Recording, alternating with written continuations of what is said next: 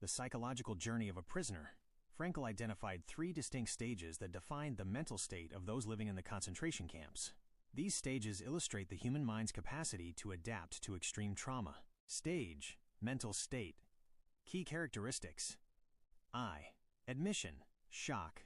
The delusion of reprieve, a psychological mechanism where a condemned man believes he might be saved at the last moment. 2. Entrenchment, apathy, unnecessary emotional death. Prisoners became numb to beatings and death to preserve their remaining mental energy for survival. 3. Liberation, depersonalization, the struggle to reconnect with reality. Many felt moral deformity, where they felt the right to use force against others because they had suffered so much. 2. The core principles of logotherapy.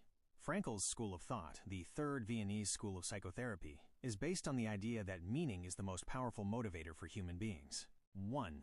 The existential vacuum.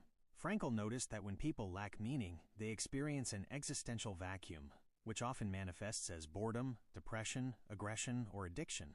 He argued that modern society often tries to fill this void with money, sex, or power, but these are poor substitutes for purpose. 2. The power of choice. One of the book's most famous concepts is that humans are not fully determined by their biology or environment. Even in a concentration camp, a person could decide to be brave, dignified, and unselfish, or to become no more than an animal. 3. Sources of meaning. Frankl identifies 3 avenues through which a person can find purpose in life. Creative values, achieving or creating something, e.g., your career, a painting, a family. Experiential values, experiencing something or someone, e.g., the beauty of nature, art, or the love for another person. Attitudinal values, choosing your attitude toward unavoidable suffering. This is the highest form of meaning, turning a tragedy into a human achievement. 3. Major themes and philosophies. The will to meaning versus the will to pleasure.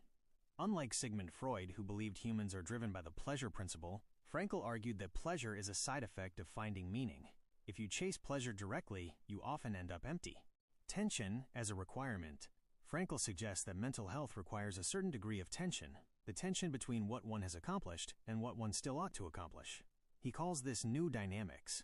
A completely tensionless state, stasis, is not healthy. We need a why to pull us forward. The statist view of life. Frankl challenges the idea that life is like a movie that has already been filmed. Instead, he views life as a series of opportunities. Even if the past is fixed, it is a granary where we have safely stored our deeds, joys, and sufferings. Nothing can be taken away from what we have already achieved. IV.